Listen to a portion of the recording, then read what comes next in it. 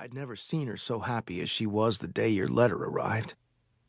As you might have gathered, Mom wasn't all there during the last few years of her life, and by the very end, extreme dementia had set in, which made it hard to distinguish the pretending of her final days from the real world.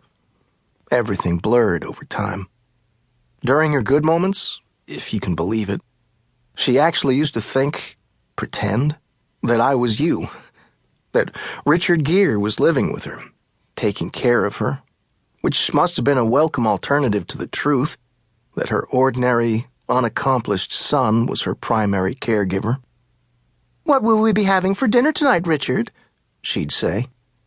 "Such a pleasure to finally spend so much time with you, Richard." It was like when I was a boy, and we pretend we were eating dinner with a famous guest, Ronald Reagan, St. Francis, Mickey Mouse, Ed McMahon, Mary Lou Retton, occupying one of the 2 seats in the kitchen that were always empty, except when Father McNamee visited. As I previously stated, Mom was quite a fan of yours. You probably visited our kitchen table before, but to be honest, I don't remember a specific Richard Gerean visit from childhood. Regardless, I indulged her and played my role, so you were manifested through me, even though I'm not as handsome and therefore made a poor stand-in. I hope you don't mind my having invoked you without your permission.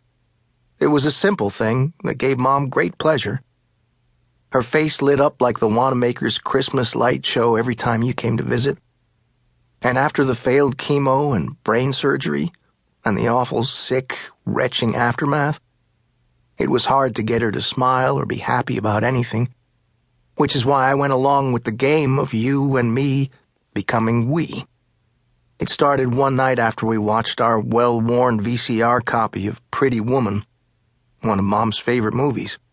As the end credits rolled, she patted my arm and said, "I'm going to bed now, Richard."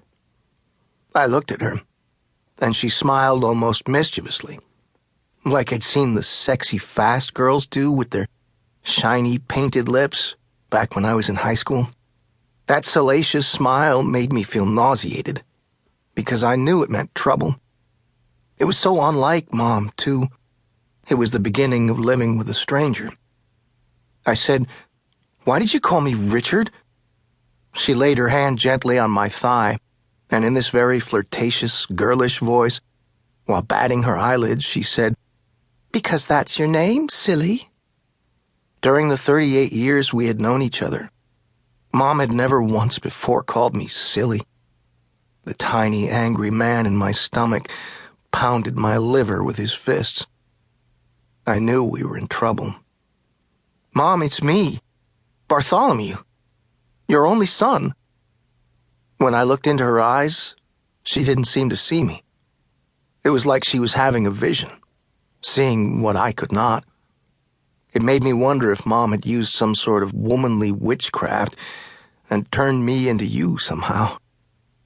That we, you and me, had become one in her mind.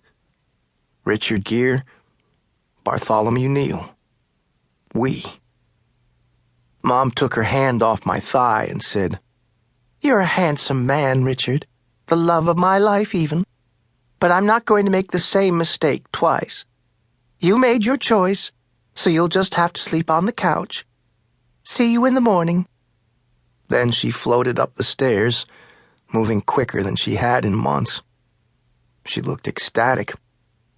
Like the haloed saints depicted in stained glass at St. Gabriel's, Mom seemed to be guided by divinity. Her madness appeared holy. She was bathed in light.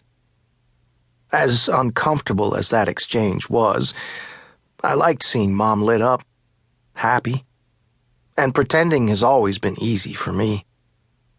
I have pretended my entire life. Plus, there was the game from my childhood, so I had certainly practiced.